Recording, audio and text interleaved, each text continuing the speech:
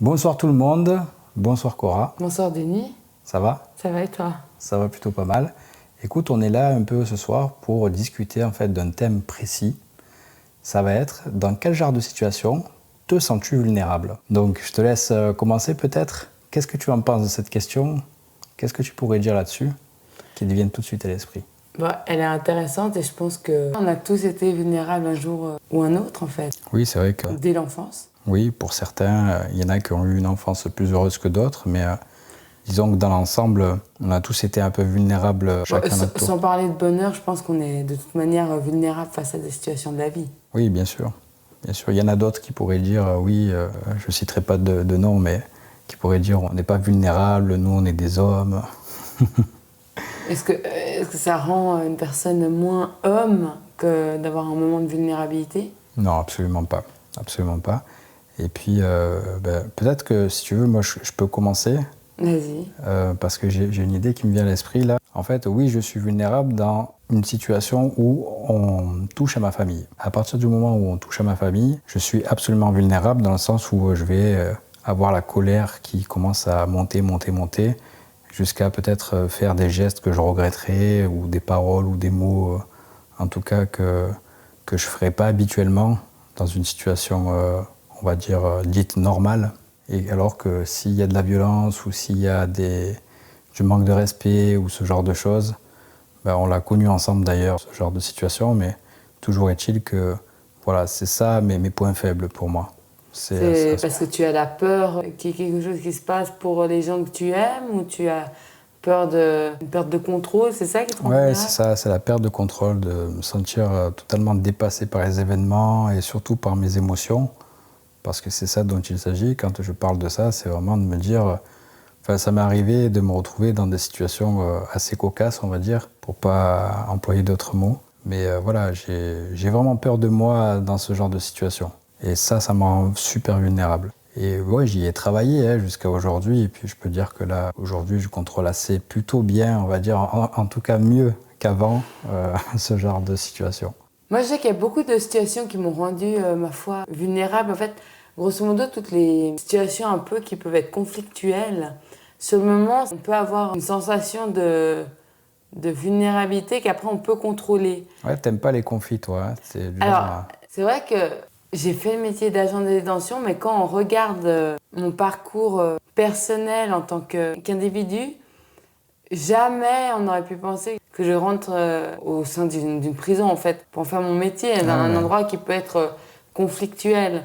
Parce que c'est vrai que je me souviens déjà, adolescente, quand j'étais au collège, au cycle pour la Suisse, c'est vrai que j'aimais pas les conflits. Et c'est un endroit où certaines personnes, parce que chacun grandit, le corps change, l'esprit change, on évolue, on est perdu, il y a beaucoup de choses qui font qu'on peut changer. Ouais, et ça amène à des situations où il y a des groupes. Et je me rappelle, je me sentais vulnérable, j'avais peur de ces personnes qui cherchaient le conflit. Je voulais fuir ça. Mais tu veux parler peut-être aussi de l'harcèlement scolaire, non? Oui, alors ça, il y en a beaucoup qui le vivent. Alors, je n'irai pas à dire que j'ai vécu du harcèlement scolaire. J'étais pas forcément toujours à ma place au niveau du cycle, parce que moi j'ai fait l'école à Genève. Mais j'aimais pas cette situation de conflit et je devais aller au-delà de mon caractère pour ne pas le montrer et faire face plutôt que de fuir. Jusqu'à plutôt mes 18 ans, on va dire, où là je me suis plus affirmée. C'était fuir plutôt que d'aller en confrontation. Ouais. Voilà. Moi, je pense que c'est une différence entre les casquettes aussi, parce que là, tu parlais de la casquette de gardien de prison, et là, tu parles de la casquette de jeune adolescente qui est au lycée, au collège, peu importe. Et je pense que c'est différent, parce que tu as quand même plus de responsabilités en étant gardien de prison qu'en étant étudiante. Oui, c'est vrai, mais qui aurait pu penser que je me dirigerais là-dedans? Alors qu'à la base, je n'aimais pas justement les conflits. Et j'aime toujours pas. Alors, il faut savoir que j'aime toujours pas. Par contre, j'ai appris à faire avec, à me servir de cette petite, ce petit ressenti, petite boule à l'estomac pour aller au-devant de ça. Donc toi aussi, on peut parler de maîtrise émotionnelle, de contrôle, de recherche en tout cas à ce niveau-là. Oui, mais ça n'a pas toujours été le cas. Par exemple, où c'était plus dur pour moi à l'époque, j'ai ressenti beaucoup de vulnérabilité à ce moment-là, c'est dans le cadre d'un couple, d'une relation mais malsaine. C'est-à-dire que... Ouais, une relation toxique où tu ne te ça. sens pas à ta place et pas à l'aise envers la personne. Exactement. Et ce qu'elle fait. Déjà, à l'époque, j'ai vécu justement ce viol à l'âge de 18 ans. Je me suis sentie vulnérable dans le sens que quand j'ai dit non à mon partenaire, qui était mon copain de l'époque, il n'a pas respecté ce non, et ça même au bout de 3 fois. Et je me suis sentie vulnérable. Même plusieurs semaines après, je me suis sentie vulnérable. Ou encore quand j'ai été... et ça, c'est le genre de vulnérabilité qui est difficile à maîtriser parce qu'au départ, on est pris par différents sentiments, en fait. Ouais. Et par exemple, quand j'ai été en couple avec un homme pendant 2 ans et demi, que je peux décrire aujourd'hui comme étant un pervers narcissique, c'était une personne qui me battait psychologiquement. Et là, je me suis sentie vulnérable parce que je ne savais pas où me tourner, en fait. Et je pense qu'il y a peut-être beaucoup de femmes ou d'hommes qui vivent ce genre de violence toxique en couple, qui doivent ressentir cette vulnérabilité que moi j'ai aussi ressenti. Peut-être que toi tu as ressenti aussi quand tu étais en couple à l'époque, des formes de chantage, des formes de... Voilà, pas à la même échelle. Voilà. Mais c'est vrai que j'ai une ex à moi qui me disait voilà, je vais me suicider si tu me quittes, etc. C'est un chantage affectif. Ça, c'était compliqué parce que on a l'impression d'être une mauvaise personne si justement on ne maintient pas le cap à ce niveau-là, alors que c'est de sa responsabilité quelque part. Et finalement, on est un peu tiraillé par les sentiments et on n'ose pas forcément délaisser la personne.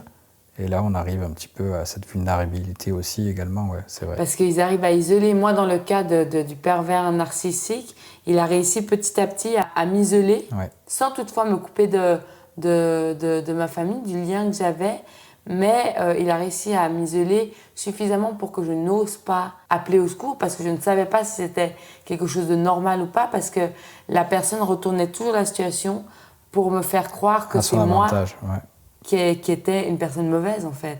Et d'ailleurs, c'est ce qu'il me disait, il me culpabilisait.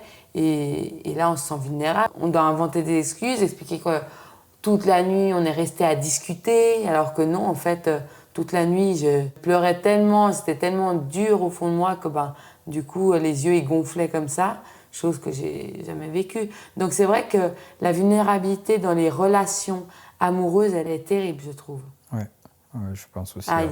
Il y a plusieurs formes, ce qu'on vit à l'adolescence, les gens qui vivent du harcèlement scolaire, c'est toutes des vulnérabilités qui sont dures à surmonter. Moi aussi, de mon côté, pour revenir à ma situation, le truc c'est que j'avais beaucoup de mal à me contrôler autrefois. Quand j'étais plus jeune, tu le sais toi-même, je t'en ai tellement parlé. Là aujourd'hui, je trouve que je me contrôle mieux, mais j'essaie de canaliser toute cette colère que j'ai en moi pour pouvoir m'en servir à bon escient. Et ça, c'est compliqué quand on touche à ma famille. C'est vraiment ça le côté vulnérable chez moi.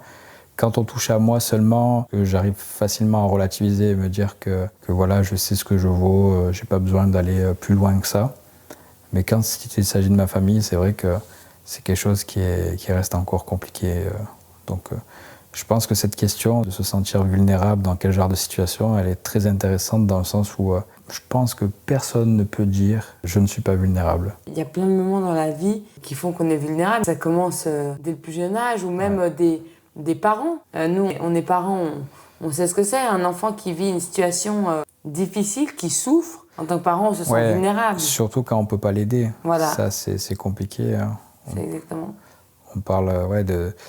Les enfants, je pense notamment ceux qui sont touchés par le trouble de l'attention ou l'autisme, parce qu'on n'en parle pas beaucoup. C'est ça, on n'a pas parlé des troubles. C'est compliqué de gérer des enfants comme ça parce que justement, c'est pas le fait qu'ils soient comme ça, c'est le fait de pas avoir les bonnes cartes. Avoir les outils pour les aider. Ouais.